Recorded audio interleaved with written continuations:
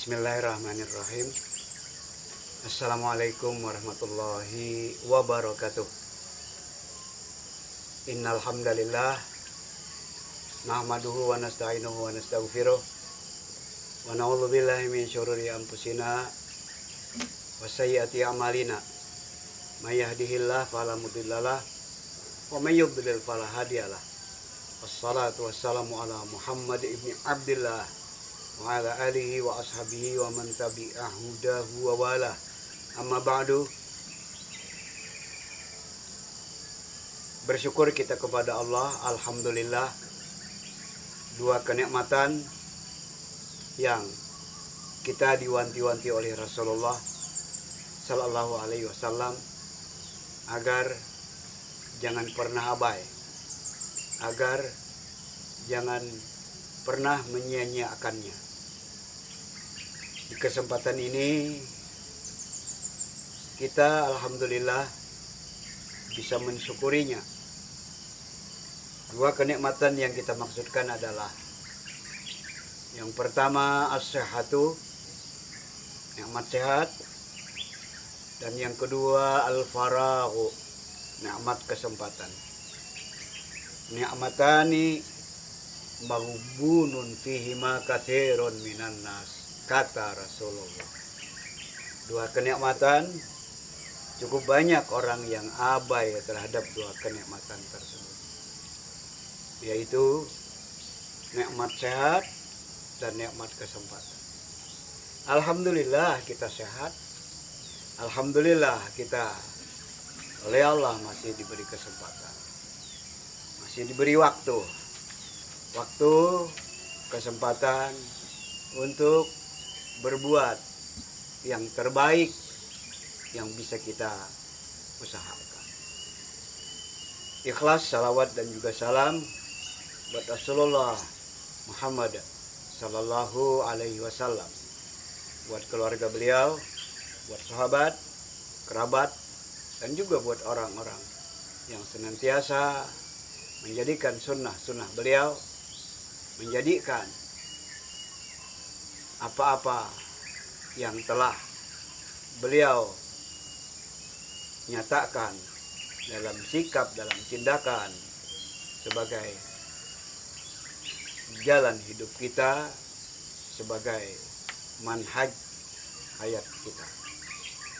Majelis yang dimuliakan oleh Allah adalah Abdullah ibnu Umar yang dalam suatu kesempatan beliau pernah mengatakan, al-ilmu salasah, kitabun natiq wa sunnatun madiyatun wala adri.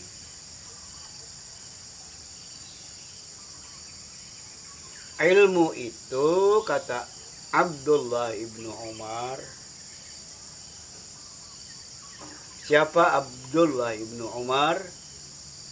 Abdullah ibnu Umar adalah saudaranya Hafsah, putri Umar ibnul Khattab radhiyallahu anhu. Jadi Abdullah ini bersaudara dengan Hafsah. Hafsah anak Umar ibnul Khattab yang juga merupakan salah satu istri Rasulullah sallallahu alaihi wasallam. Kata Abdullah ibnu Umar, ilmu itu ada tiga. Yang pertama kitabun natiq. Yang pertama adalah kitab yang natiq, yang berbicara. Dimaksudkan dengan kitab yang berbicara adalah Al-Qur'an. Itu yang pertama.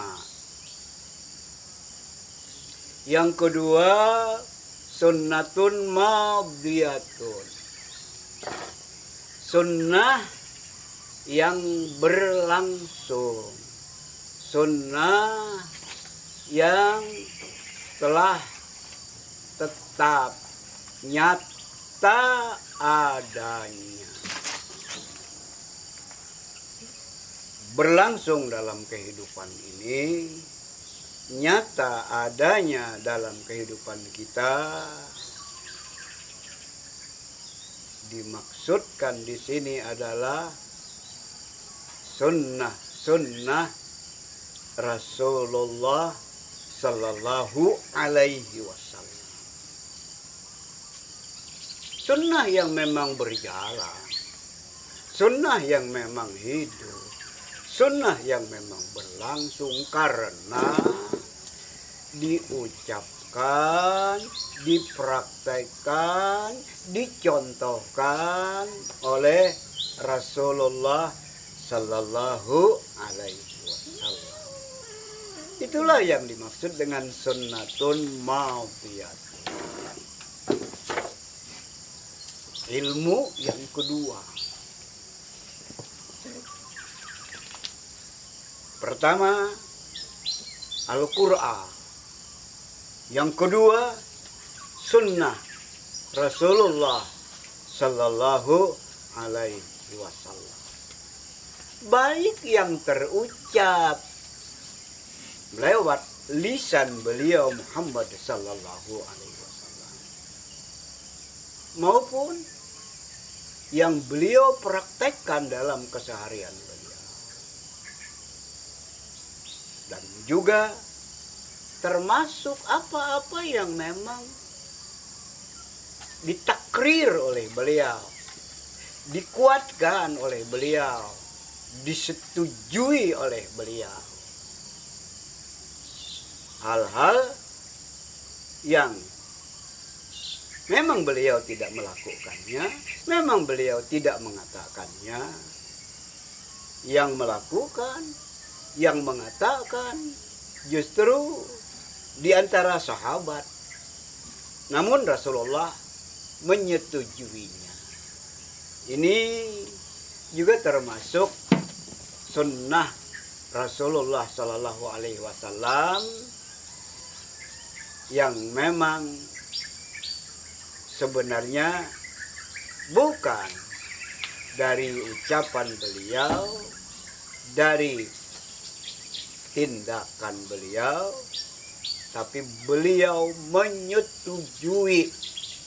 Itulah tadi yang disebut dengan sebutan at-takrir, dikuatkan, ditetapkan oleh Rasulullah Sallallahu Alaihi Wasallam.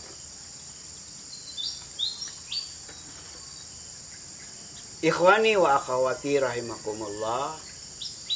Yang ketiganya adalah wala adri. Ilmu yang ketiganya, kata Abdullah ibnu Umar, aku tidak tahu. Wala adri. Kok yang ketiga aku tidak tahu? Maksudnya apa?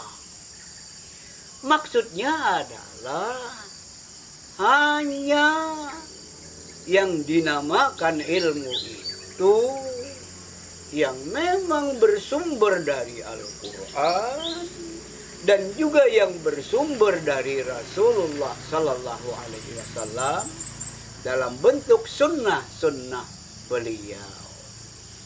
Selebihnya tidak ada.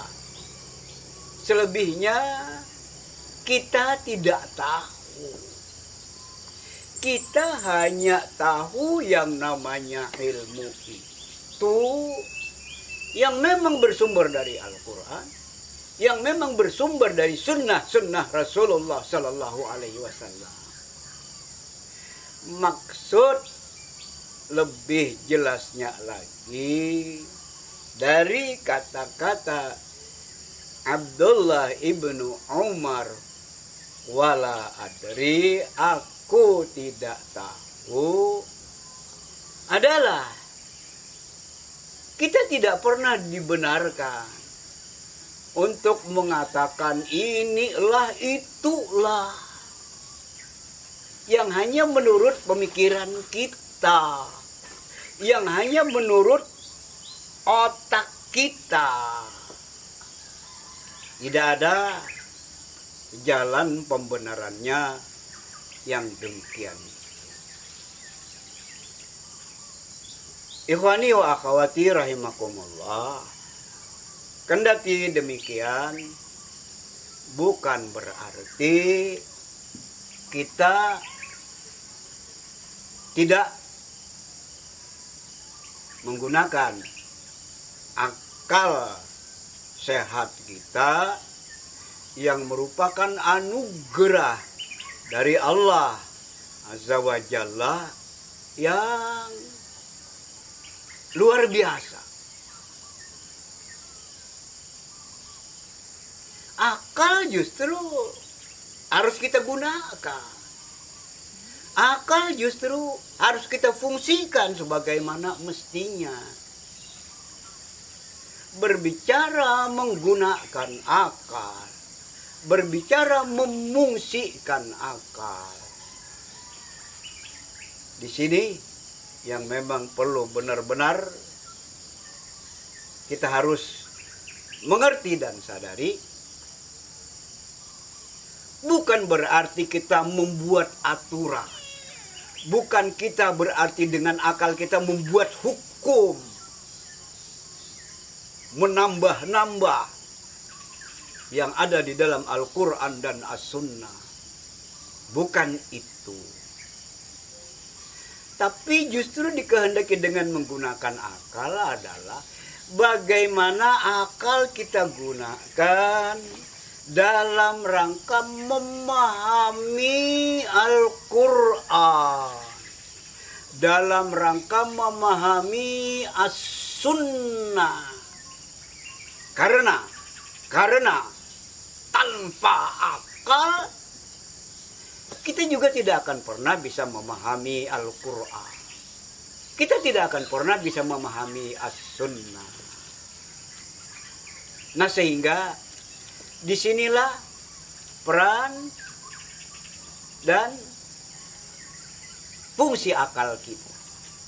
Kita gunakan untuk bagaimana kita mengerti, bagaimana kita memahami dengan akal kita apa-apa yang memang termaktub di dalam Al-Quran dan apa-apa yang memang juga termaktub di dalam As-Sunnah.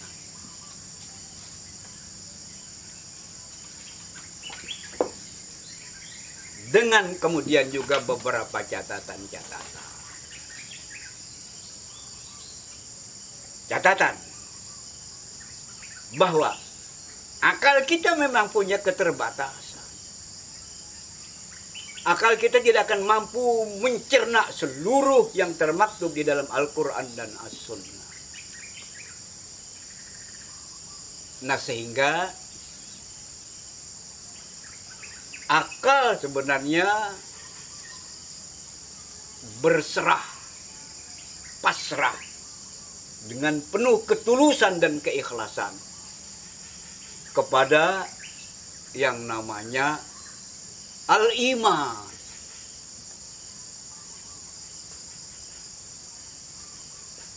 Dengan kata lain, akal sehat kita yang memang membutuhkan yang namanya iman. Kenapa? Karena akal sadar dengan keterbatasan yang ada. Akal itu interaksinya hanya pada persoalan-persoalan yang memang real, terbaca, terlihat, terdengar, teraba. Ya, itulah wilayah interaksi akal. Begitu ada hal-hal yang memang tidak terlihat, tidak terbaca. Tapi secara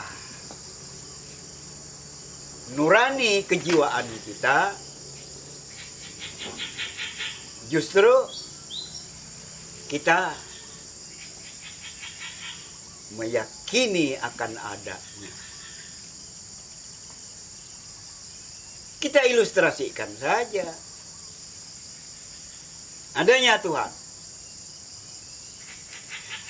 Jiwa kita, nurani kita meyakini kalau Tuhan itu ada. Tapi mungkinkah Tuhan itu diindra? Mungkinkah Tuhan itu dilihat? Mungkinkah Tuhan itu diraba? Hayata, hayata. Sama sekali tidak mungkin. Nah, sehingga di sini justru akal akhirnya berserah kepada iman. Belum lagi nanti hal-hal yang metafisik lainnya, yang namanya surga, yang namanya neraka. Itu semuanya adalah wilayahnya. Bagian yang terakhir yang tidak kalah pentingnya adalah bahwa di dalam kita juga menggunakan akal kita untuk memahami agama, untuk memahami Al-Quran dan As-Sunnah, kita tidak pernah berlepas dari referensi yang memang kita yakini validitasnya, kita yakini kebenarannya. Referensi yang kita maksudkan di sini adalah bagaimana para salafus saleh memahami agama. Bagaimana para sahabat memahami Al-Quran, memahami As-Sunnah. Yang itu juga dikejawantahkan, yang itu juga dicatat di dalam asar, di dalam periwayatan-periwayatan. Nah, sehingga itu juga menjadi referensi kita, itu juga menjadi rujukan kita. Kenapa mesti kita jadikan referensi, kita mesti jadikan rujukan? Karena bagaimanapun juga mereka adalah manusia-manusia pilihan. Mereka adalah as-salaf as-salih, pendahulu-pendahulu yang soleh. Khairul qurun karni, kata Rasulullah Sallallahu Alaihi Wasallam. Sebaik-baik kurun, sebaik-baik zaman adalah zamanku. Tentu dimaksudkan bukan zamannya, tapi orang-orangnya yang hidup yang memang sezaman dengan Rasulullah Sallallahu Alaihi Wasallam. Siapa yang sezaman dengan Rasulullah? Mereka itulah para sahabat. Mudah-mudahan dengan uraian singkat ini kita sudah bisa memahami apa yang Abdullah Ibnu Umar maksudkan, bahwasanya ilmu itu hanya 3. Kitabun natik, Al-Quran, sunnatun madiyah, sunnah yang sudah tetap, yang sudah berlangsung dan terus berlangsung, terus berlaku, yaitu sunnah Rasulullah SAW. Yang ketiganya tidak tahu. Tapi dengan kita dianugerahi akal, ya tentu kita pun juga akhirnya berusaha untuk mencerna memahami agama, untuk kemudian hal-hal yang terjadi kekinian tidak terjadi di zaman Rasulullah Sallallahu Alaihi Wasallam, kita analogikan dengan apa-apa yang telah terjadi di zaman Rasulullah, telah terjadi di zaman sahabat, dengan yang ada sekarang. Adakah dia sejalan atau tidak? Maka itu pun juga akhirnya akan jadi pegangan kita, jadi pijakan kita. Dan di sini sama sekali tidak berarti kita membuat hukum, menambah hukum Al-Quran. Tentu tidak. Kita membuat hukum, menambah hukum As-Sunnah. Tentu tidak. Tapi justru adalah menganalogikan, mengkiaskan. Nah, sehingga dia dengan begitu menampakkan kepada kita bahwa Islam itu memang benar-benar selalu selaras, selalu sejalan, selalu cocok dengan segala situasi dan kondisi yang memang berkembang dan terus berkembang. Allah di dalam firman-Nya surah An-Nisa surah 4 ayat 83 mengatakan, wa idza ja'ahum amrun minal amni awil khaufi adza'u bih walau ruddu ila rasul wa ila ulil amri minhum la'alimahul ladzina yastanbiquna minhum walaula fadlullahi alaikum warahmatuh lattaba'tumus syaitan illa qalila. Apa kata Allah? Dan apabila sampai kepada mereka suatu berita tentang keamanan ataupun ketakutan, mereka langsung menyiarkannya. Padahal apabila mereka menyerahkan kepada Rasul dan ulil amri dan pemimpin-pemimpin di antara mereka, para ulama, para sahabat, dan kemudian para ulama sebagai pewaris para nabi, di antara mereka tentulah orang-orang yang ingin mengetahui kebenarannya akan dapat mengetahuinya.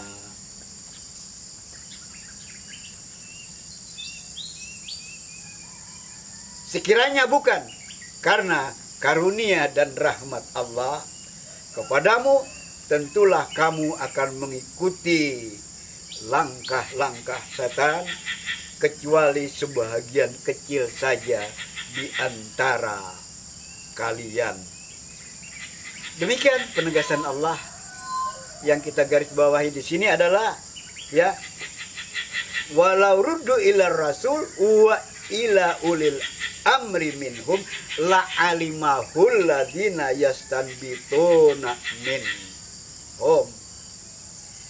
Di sini ditegaskan bahwa setiap perkara yang ada, setiap urusannya ada, kita kembalikan kepada Rasul. Setelah kepada Allah, kita kembalikan kepada ulil amri, dan juga kepada orang-orang yang memang mampu mengambil istimbat, mengambil kesimpulan dari ayat-ayat yang ada, dari sunnah yang ada, untuk kemudian membuat kepastian hukum atas perkembangan yang ada. Makasih dan mohon maaf. Hasbunallahu wa ni'mal wakil, ni'mal maula wa ni'man nasir. Assalamualaikum warahmatullahi wabarakatuh.